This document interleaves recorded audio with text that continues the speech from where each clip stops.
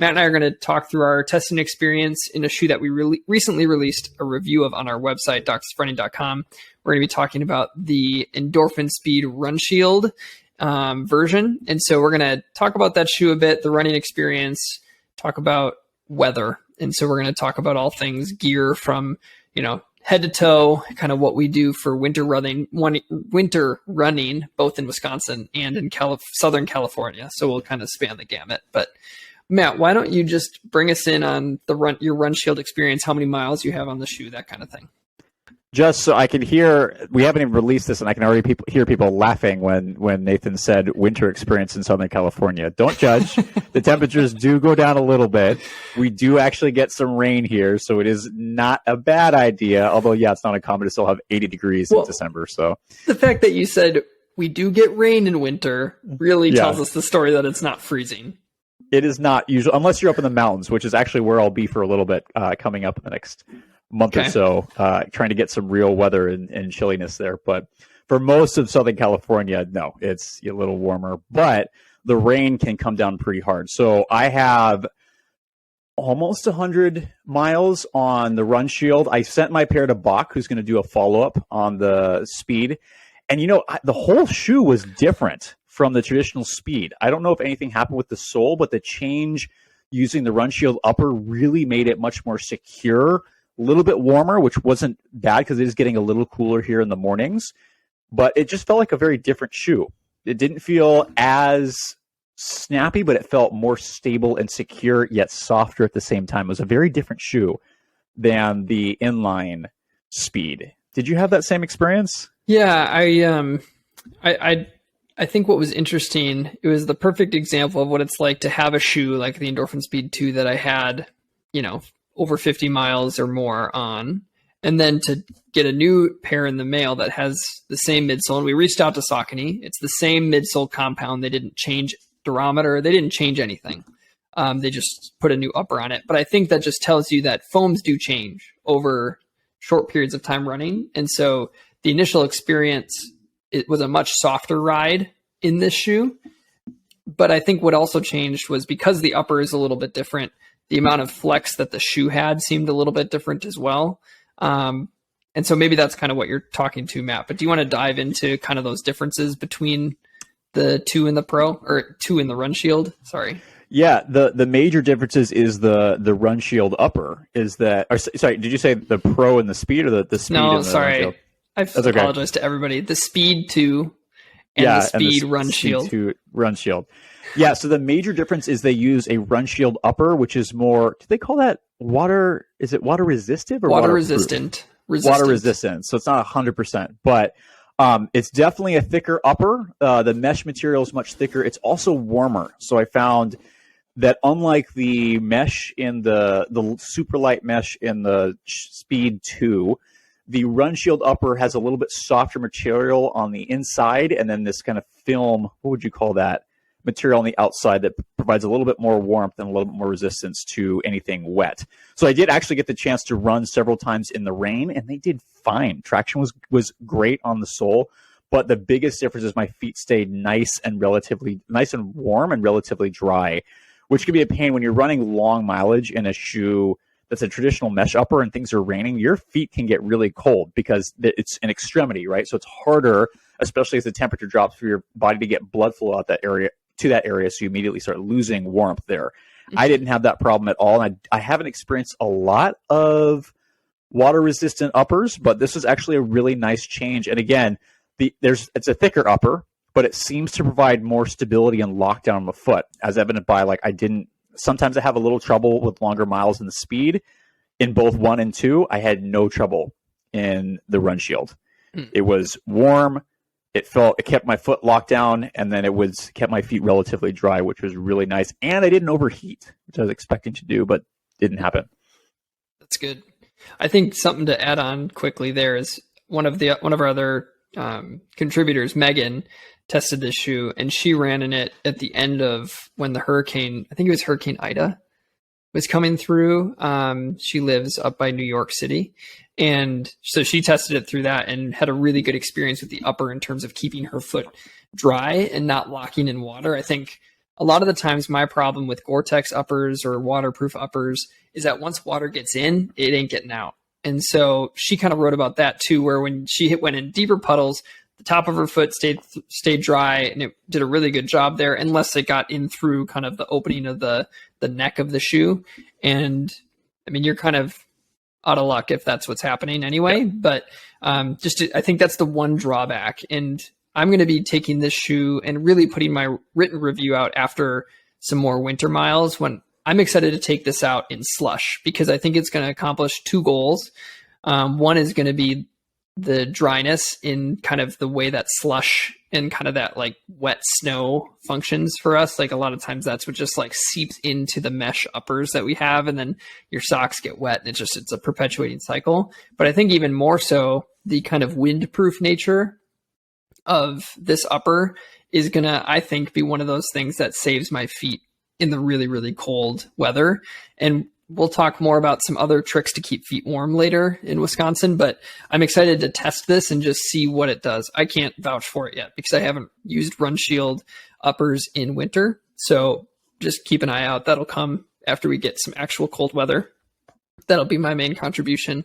I think Megan also said, that the traction is okay, but it doesn't feel remarkably different than the normal traction. I think that they tried to do some stuff to improve its ability to track in the wet and grip, but my experience is it's fine, but nothing special. I would definitely agree with that. Where it's this is definitely a road shoe. This is not your off-roader. I can't talk. This is not. I did take this shoe on some trail, and it was like okay. But definitely it's got to be a well-groomed trail. Anything else, it's just not stable enough. Yeah. And it's not meant to be. It's a road shoe. So road with wet and maybe a little bit of snow, but honestly the platform's not meant for that. It was pretty durable. I was impressed that I didn't tear through the outsole as much as I would have expected. Mm-hmm. And this, for whatever reason, I don't know if it's me and my mechanics changing right now, but my wear pattern was a lot more forwards. Interesting. Shoe, which was interesting. Normally, as Nathan and everybody else knows, I just destroy the posterior most aspect of the rear foot, and it was more forward. It was almost like for anterior rear foot, a little bit of midfoot that got a little bit more wear, but you did well. Yeah, that's interesting. I actually am pulling out the sock liner here. They tell you everything about the shoe, like on the sock liner, which is kind of fun. They walk through the different waterproof or water resistant natures. They talk about some of the breathable natures of it. I will say, even, it's like 40s, 30s. My foot still does get warm in this guy. I know you're in Southern California. You said you've been doing fine. That it definitely does. It definitely, my feet definitely do get warm. But the nice part is they haven't sweat, which has happened in other waterproof uppers. Yeah. It just, your feet stay warm. And I have run in these shoes in like 70, 80 degrees. And I wouldn't advise doing long mileage in that, because I think you'd be better with the mesh. But I was fine. And that might also be because it was in the morning. I don't know what would happen if you're taking that out in the sun. Maybe not the best option, but I didn't have any problem other than my feet being warm. They didn't sweat. That's good. You were talking a little bit about traction on snow, and I think, other people who have a lot of experience running in the snow, there's certain types of snow that you can wear whatever the heck you want. And unless you're wearing like yak tracks, and even sometimes that, like, it just doesn't, you just won't grip. But I will say, I ran in the speeds last winter, and they are kind of on par with a lot of other shoes running in the snow. The shoe that did the worst for me in the snow was actually the Glide Ride 2 last year, which I found really interesting, but I think there was just no, like here, you have some triangular grooves within the outsole here. Right. Those are able to latch onto a little bit of the, packier areas of the snow.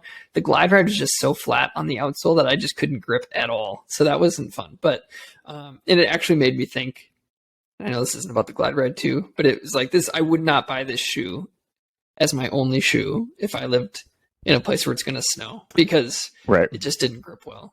On that note, there are lots of, road running shoes that do have outsoles that work somewhat well for trail. I mean, we'll have a review out of this shoe, and I have my own thoughts on this kind of being, some other thoughts that we'll get into in the review, but something like this, where this is the Solar Glide ST, the 4 ST, where you have this nubbed outsole, can be really good just for getting a little bit more traction. If you have stable enough mechanics, the Nike Pegasus is also one that's usually pretty good because you got that waffle outsole, though it depends on the model, so they've been kind of reducing that a little bit. But just look at the outsole. There are certain ones where you'll have little nubs that you can still get away with running on trail, or even a little bit of rough. What's the word I'm looking for? Not sure. Lost it. Not sure. If you have if conditions aren't as good, they work a little bit better despite being primarily road shoes. So there are some options out there, and that just involves, the reader or the listeners look for shoes that have some nubs on the bottom. Yeah, there's plenty of road shoes that still have that. Definitely. Let's talk for one more quick second about stability. You kind of mentioned this one was a lot more stable for you than the 2. I tend to agree. I still don't do great with this one in the heel. I just bumped something.